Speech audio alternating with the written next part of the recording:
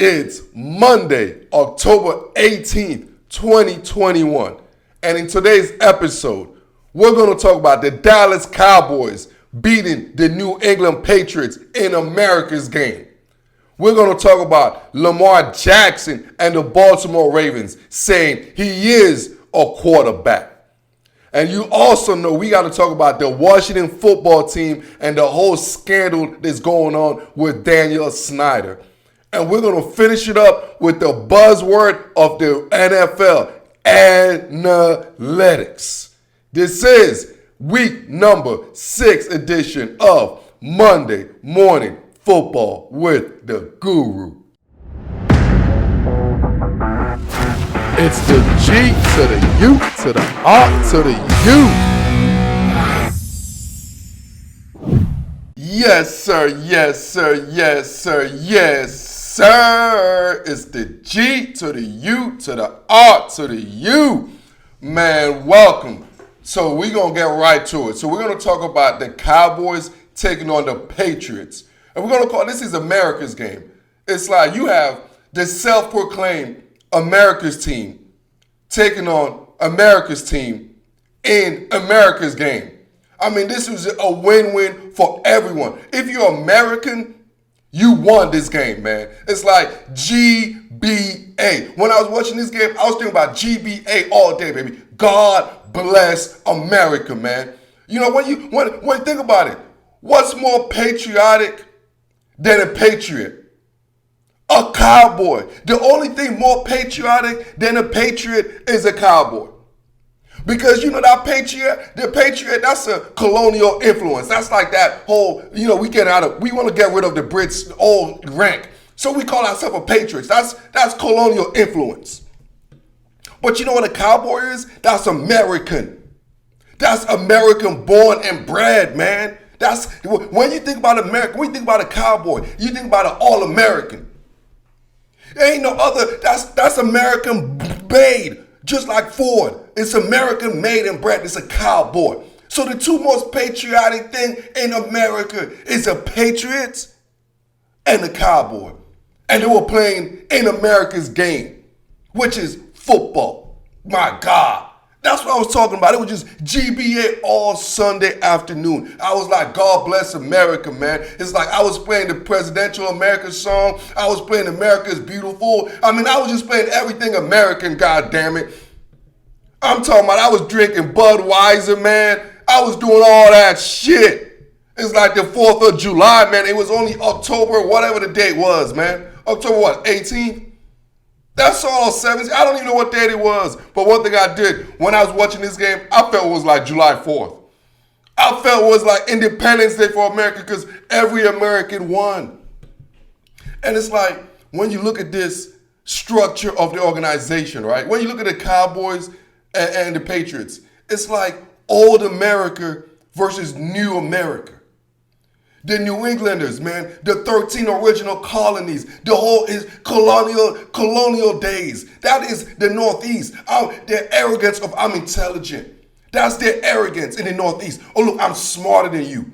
That's why they have all those Ivy League schools in the Northeast, in the New England areas, because that is their arrogance. There's their intelligence. Like, look at me, I'm intelligent, I'm arrogant. I'm from New England, I'm American.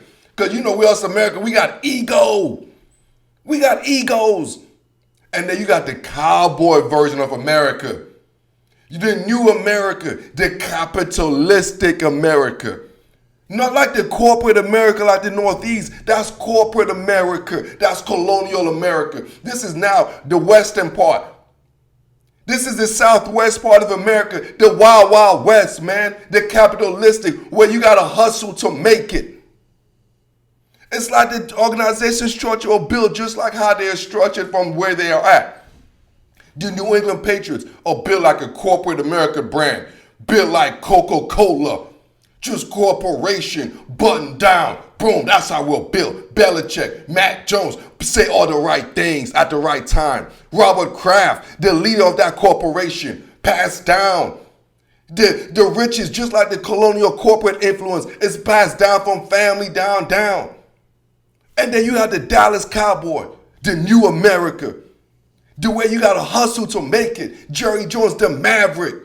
Didn't have no family money, hustled his way, all money, grinded his way to buy the Cowboys. The new America, be a rebel, a maverick. And then you see this game, man, you're like, man, I'm watching this game, seeing old versus new, seeing colonial versus capitalistic, see pre-Constitution versus after the Constitution. That's what I was watching at, man. You see two different owners, Robert Kraft, Jerry Jones.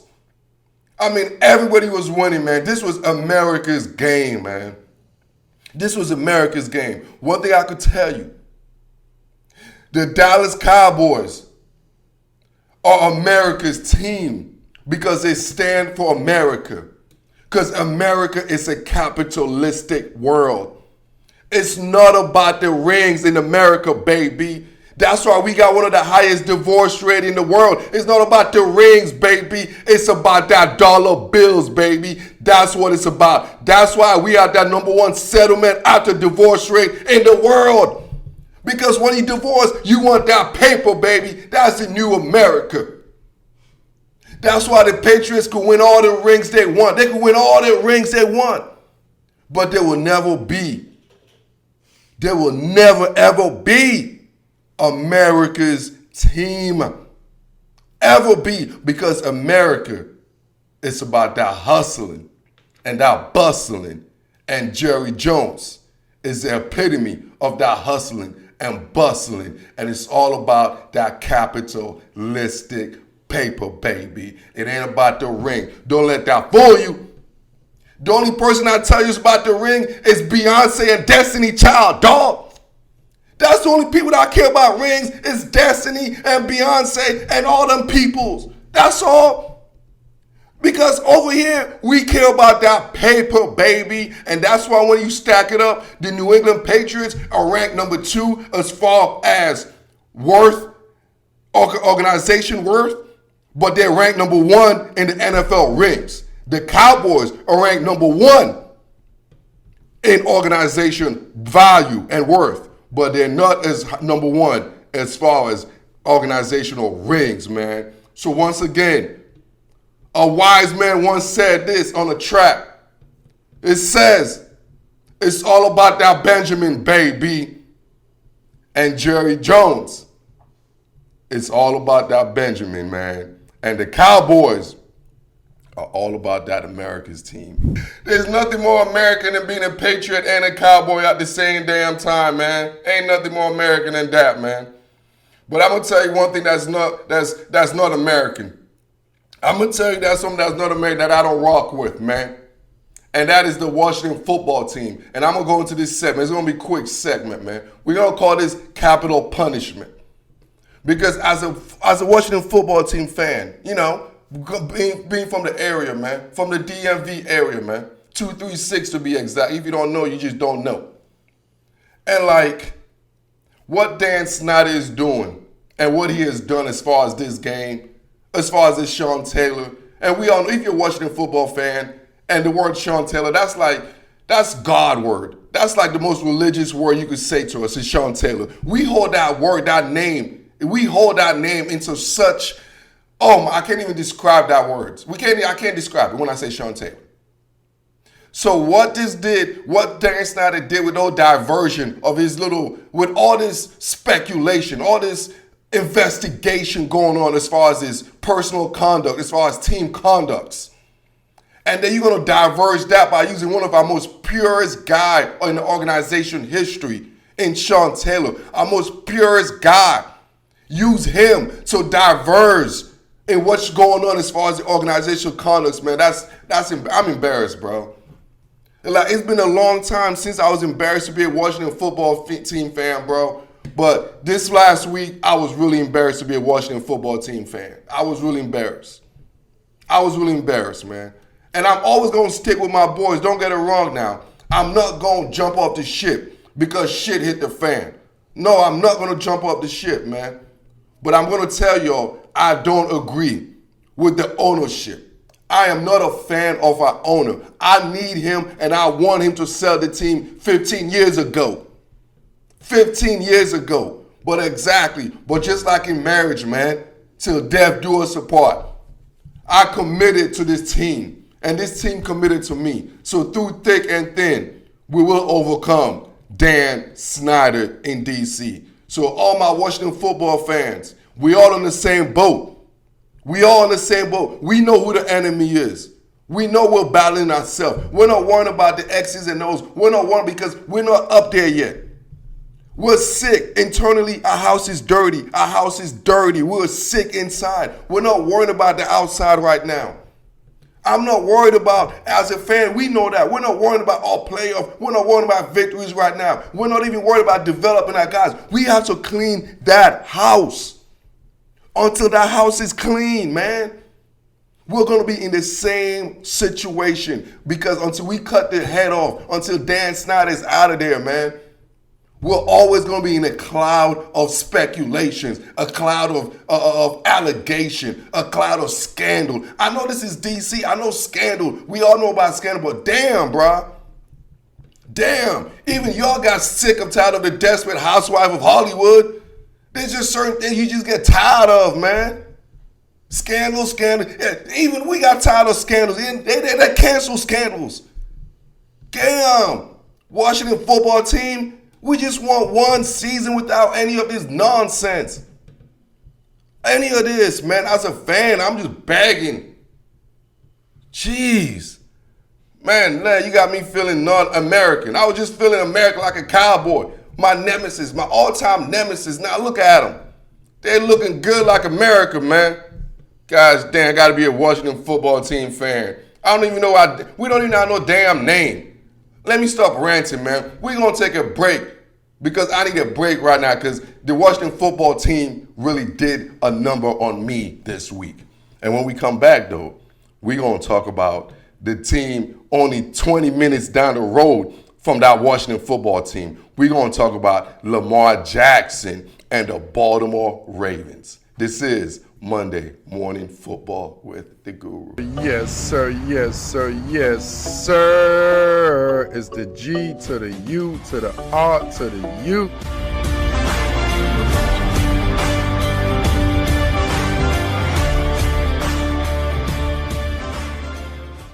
All right, y'all. So now we're going to transition into the Los Angeles Chargers taking on the Baltimore Ravens, and we're going to call this just in. Lamar Jackson is a quarterback. So now, when I was watching this game, my takeaway from this game is very simple. When I was watching this game, it got me thinking, right? And this old saying, me, I like this old saying because I'm OG. There was this old saying like, your eyes could deceive you. And I never really understood that till I got older, because I'm like, man, I could see how the hell is my eyes going to deceive you? But it's like, in life, you're programmed. We're all programmed in life to see a certain things a certain way. Like, for instance, in school, they say 1 + 1 is 2.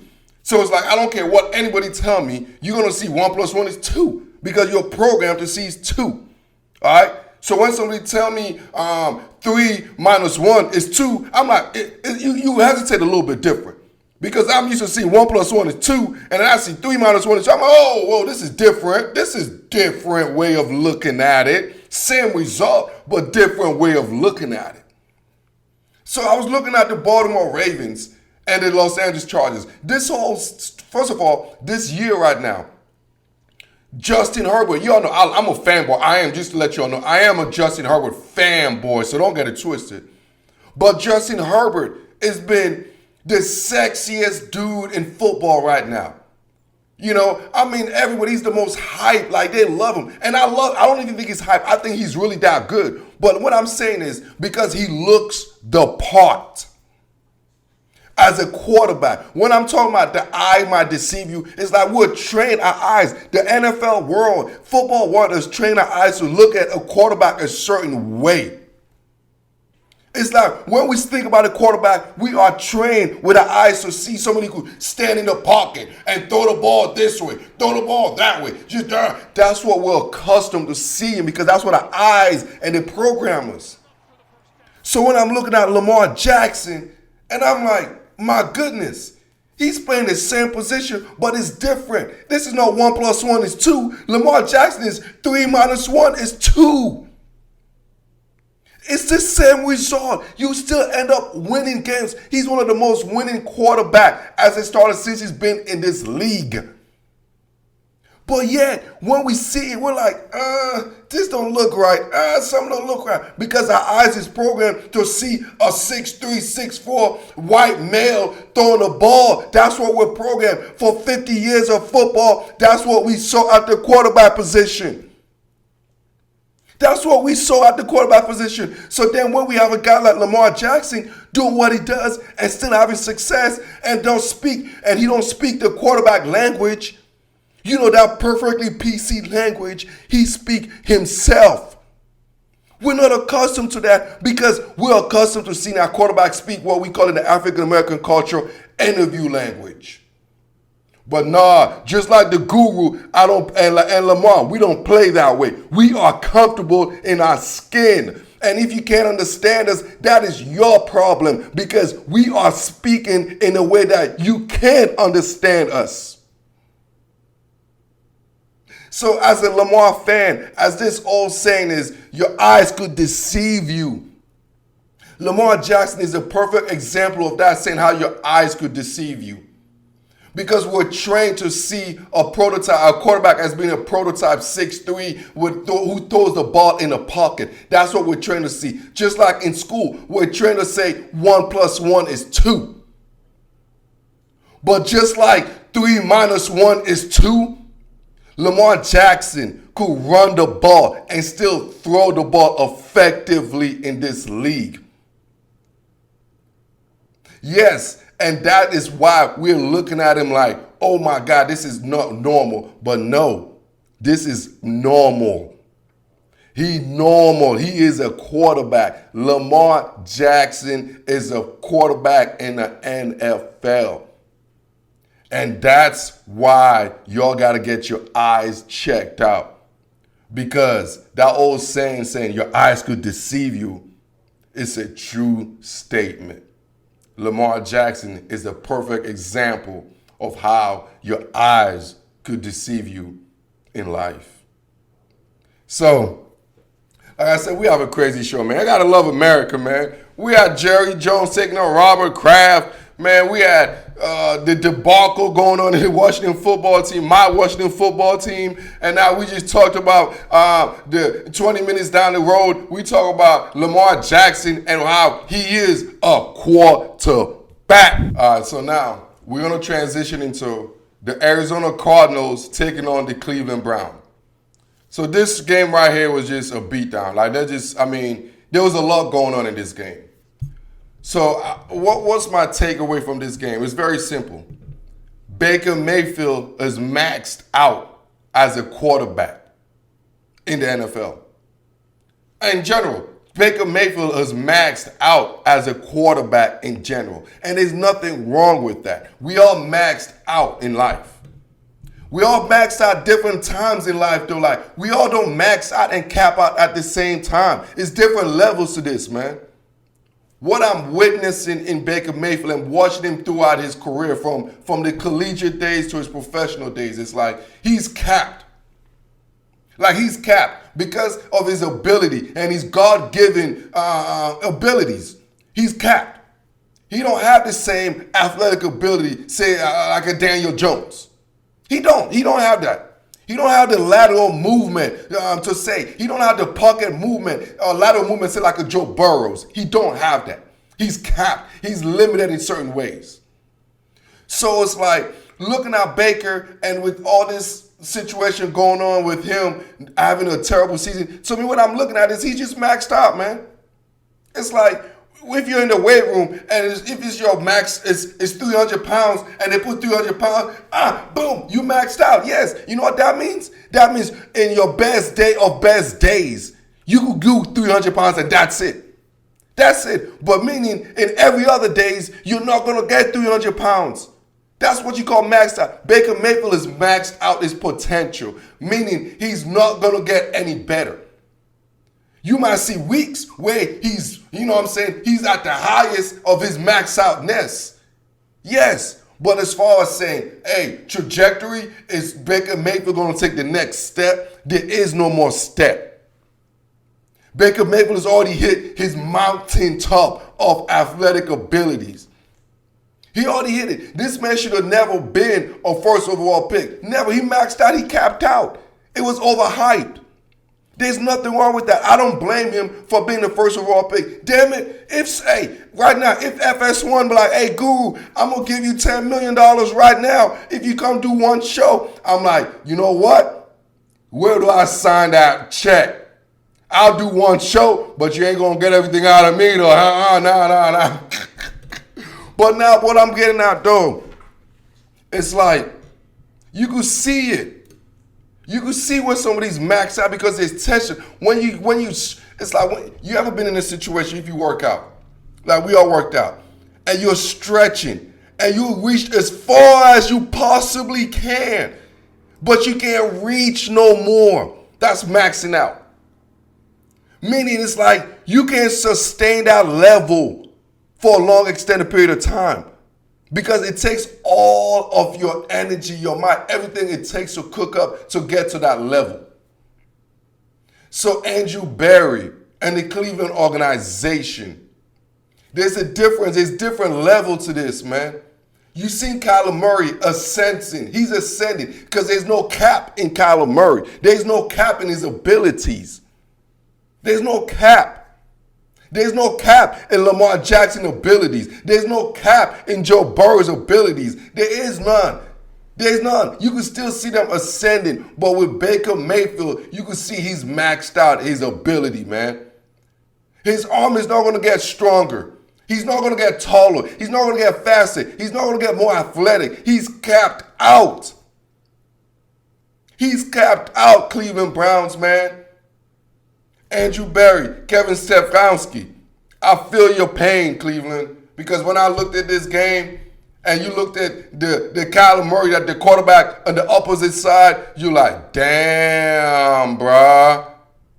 Damn, man. His max is way higher than my max. Hey, that's just what it is, man.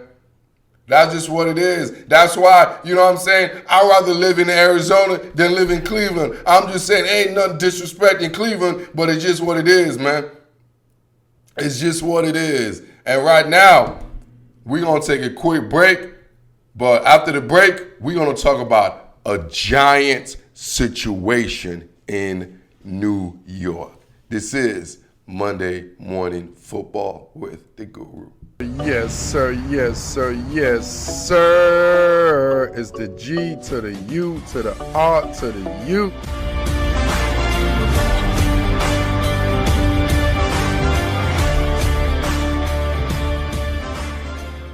Yes, sir. Yes, sir. Yes, sir. Yes, sir. It's the G to the U to the R to the U. So now we're going to talk about the Los Angeles Rams taking on the New York Football Giants. So I want to call this right here, man. It's like we have a giant situation in New York. We have a giant problem in New York, and it starts with Dave Gettleman, and then it goes from Dave Gettleman, and it goes to Daniel Jones. It's a major giant situation. Major giant situation, because I'm only going to worry about Judd. I'm not going to worry about Coach Judd. Because he's basically coaching with two hands behind his back. Two hands behind his back, man. Because he don't have the resources. He don't have the ingredients. You don't have the ingredients to make a healthy meal, to make a tasty meal. You don't have the ingredients, man. And what Dave Gettleman is giving my coach, Coach Judd, and the New York Giants, I mean, it's a giant situation, man. When you have a giant situation, it takes a giant solution. That's what's going to happen in New York. When you have a giant situation, it takes a giant solution. That's what it takes, man. And the giant solution meaning you got to make some giant decision making. And it starts with GM David Gettleman. David Gettleman should be the first the first casualty as far as losing his job. And you know me, I want everybody to have a job, but damn it, man, you gotta make an example out of something. And damn it, Dave Gettleman is his last draft classes. I don't even want to speak on him because the result is, look at the New York Football Giants. Look at the New York Football Giants. They are stuck in quicksand. They're stuck in quicksand. Since the Eli Manning transition to Daniel Jones, this team has been stagnant. It's been a giant problem that's been going on, and they got to have a giant solution. When you have a little problem, you have a little solution. When you have a giant problem, you have a giant situation, man. That's what's going on. When I get a paper cut, that's a little situation. You know what I get? I get a little bird Band-Aid. When I break my arm, that's a big situation. I get a cast, not a Band-Aid. A giant situation deserves a giant solution. The giant got to make a giant solution, man. A giant situation is, I broke my hip. That's a giant situation. You know what you do? You do a giant solution. You got a hip replacement. A little situation. Oh, I fell off my bike. Oh, you know what? I scabbed. You know what I did? I get a Neosporin and wipe it down. Neosporin. And that's a little situation. But in New York, it's a giant situation. And I'm sitting back and I want to see what the Mara family going to do. Because it takes a giant solution to solve a giant situation. Now I want to talk about two guys, Vic Fangio and Brian Flores. And you all little kids or millennial, I'm not sure, whatever. There was a movie back in the days, like in the early 2000s. It was called How to Lose a Man in 10 Days or something like How to Lose a Guy in 10 Days. It's with Matthew McConaughey. How to Lose a Man in 10 Days. Some shit like that, man. And I was looking at the Brian Flores and Vic Fangio, and it kind of reminded me of that movie then, but I'm like, how to lose a job in one game. How to lose a job in one game. When I saw the Miami Dolphins, I'm in the West Coast, I'm in Seattle, so that means my ass had to be up at 6 in the damn morning to watch the Miami-Jacksonville ball game, man. And Brian Flores, your third year as the head coach, you're going to go lose to Urban Myers, the frat boy Urban Myers, grabbing 20-year-old ass Urban Myers, who don't fly with his team just so he go play kissing titties with another titty bupper. Brian Flores, you are going to lose. And not only it's so embarrassing, you lost. Not only are you losing in America, but now you're also losing in London. It's like this is a recipe of destruction. Let me tell you, the way you lose a job as a head coach in the NFL in one game is, number one, is losing to a new head coach. Not only a new head coach, but losing to a college head coach. Not only that, but you also losing in America and losing overseas. You're just doing too many losing. And that's how you lose a job in one game. Contestant number 2 in how to lose a job in one game. My guy, Vic Fangio. Oh my God. It's like it was a play in the third quarter. It was a third down play. I believe the third or fourth down play in the third quarter. And I'm going to get more into this as the week goes on. It was one single play. And when the Denver Broncos did not get that first down, the whole thing I thought about was like, oh my God, I just saw the death of Vic Fangio as a head coach in the NFL. Vic Fangio, how do you lose a job in 1 week, in one game? Is you lose to a divisional game, to a divisional rival who just lost their head coach because of a debacle, who don't even have a coach, don't know what's going on in the Las Vegas situation, and they come on your hometown, your home turf, and you got your ass handed to you. That's how you lose a job in one game, Vic Fangio. That was an embarrassment. That was an embarrassment. I told y'all last week, Vic Fangio is the dead man walking. I'm telling y'all this right now.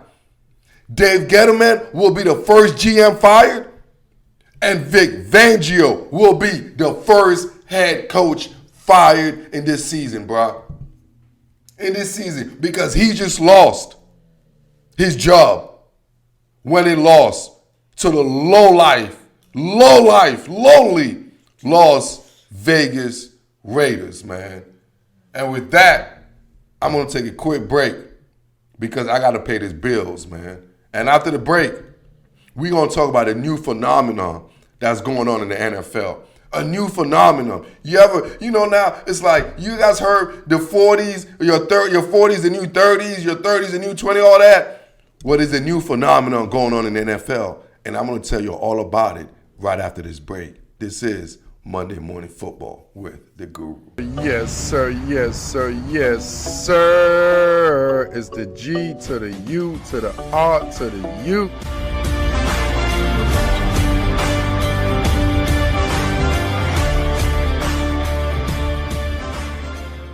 Yes, sir. Yes, sir. Yes, sir. Yes, sir. It's the G to the U to the R to the U.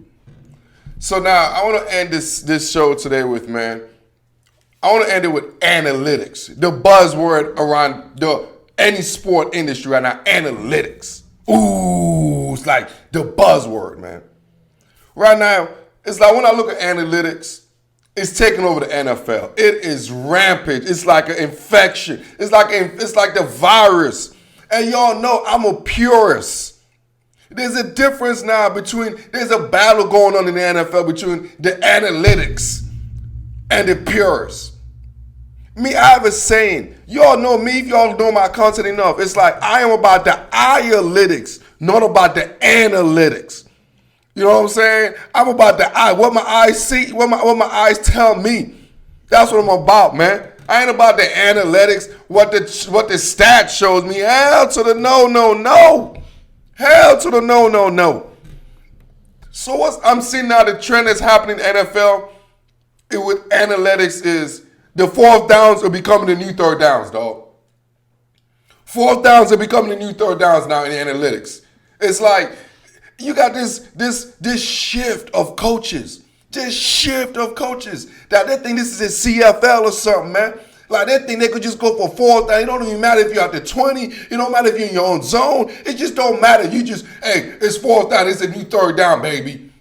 Fourth down is the new third down in the NFL, man. Everybody's doing it, dog. I'm talking about you got the young coaches doing it. You got old heads doing it. It don't matter who's doing it no more because it's a new thing. It's in vogue. Oh, yeah, it's in vogue right now, man. It's fourth down. Oh, I'm finna go for it. Oh, yeah, it's cool. It's the coolest shit going on in the NFL, man. And I got to talk about it. Because, I'm the coolest, being the voice of the, I can't say it because they might sue me, but being the voice of what? Being the voice of what? I got to tell you all about the trendy cool shit too, man. And the trendy cool shit going on right now is the fourth down is the new third down in football, man. You see that, man? Hey, you see John Harbaugh. Hey, Lamar, it's fourth down. You want to go for it? Yeah! Yeah! You see Andy Reid, Patrick Mahomes, you want to go for it? Yeah! Brandon Staley, looking at Justin Herbert, you want to go for it? Yeah! It's so trendy. You got Mike McCarthy and the Dallas Cowboys. You want to go for it? Yeah! Because fourth down is the new third down, baby. And that's what analytics have done to the NFL. That's what analytics have done to the NFL. Ain't nothing wrong with it, man. The Guru knows, man. Ain't nothing wrong with it. I don't hate. Do whatever floats your boat. But I do know one thing, being a purist in this level, man. Being a purist in the NFL, man. All this little shit is cute in the regular season. In the regular season, all this, I'm going for it on fourth down. I guarantee you when that playoff comes, it takes a different balls. It takes a different kahunas to call a fourth down in your own zone. You think Brandon Staley In the playoff, he's down in his 20-yard line, and he's down by 3, and it's 4th and 2, and he's going to go for it?